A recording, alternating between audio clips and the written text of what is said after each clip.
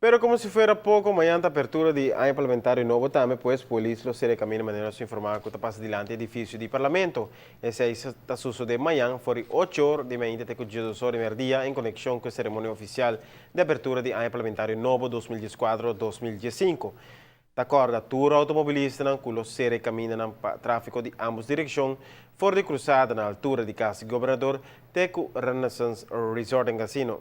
Lo desvia tráfego, que também de Pariba, de Talk of the Town, pues, na cruzada de Adrián Laclay Boulevard e na cruzada de Maria Cristina Strat, na altura de Casa de Governador, e lo desvia tráfego também de Papau, na cruzada de Parambay Strat, ex-Dewey, e lo será Orion Strat, também for de cruzada Zoutman Strat, Fort Zoutman, Teco LG Smith Boulevard.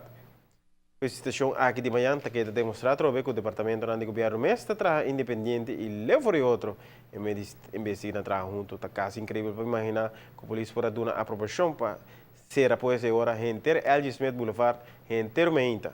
Turista que chega amanhã meinta, lo tem que tomar uma ruta hope alternativa mesmo para chegar ao seu hotel. De outra banda, tour bombeiro e ambulância que lo tem que chegar airport para training, lo tem que pensar em outra ruta não para sobra, lo tem acto protocolario dilante do parlamento.